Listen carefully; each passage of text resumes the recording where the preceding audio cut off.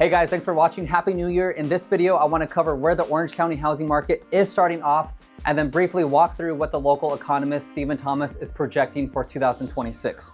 Let's start with where we are today here at the start of January. As we move out of the holiday market, Orange County inventory is actually slightly above 2,700 homes for sale countywide. At the same time, buyer demand has remained relatively muted. Pending sales throughout 2025 were consistently lower than pre-pandemic norms, largely due to affordability pressure and obviously mortgage rates staying above 6.5% for most of the year. Because supply increased and demand stayed relatively flat, homes took longer to sell. The expected market time today, which measures how long it takes for a home to go under contract at the current pace, is now at 82 days on average. That's slower than the frenzied years we came out of, being 2020, 2021. However, this is actually close to what a very normal market looked like before 2020. For buyers, depending on your price range and location desires, this could mean more selection, fewer bidding wars, and negotiations are back. However, for some buyers, if you're focused on more of the affordable price points in the county and you're really focused on just a few areas, inventory could still be sparse, and trying to secure an escrow before the trend of the spring market demand may be a good idea in my opinion. Ultimately, you do what you can when you're ready.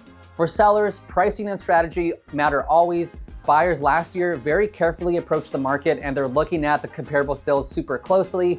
Pricing and presentation is really everything when it comes to selling a house.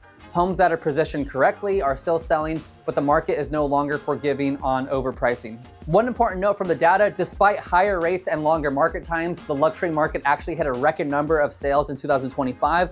Luxury homes are taking longer to sell and require more negotiation, but qualified high-end buyers are still active, especially when pricing aligns with today's market reality. So what does 2026 look like? According to Stephen Thomas's base case forecast, the most likely scenario, the market this year is largely dependent on mortgage rates, right? It's all affordability driven. If rates remain between 6 and 6.5%, which is his base assumption, inventory is expected to peak around 4,750 homes, still below those pre-COVID norms. Buyer demand should improve modestly during the winter and spring markets, and closed sales are projected to rise between 4 to 7% year over year. And values are expected to increase modestly, roughly 2 to 5%, depending on the price range and location.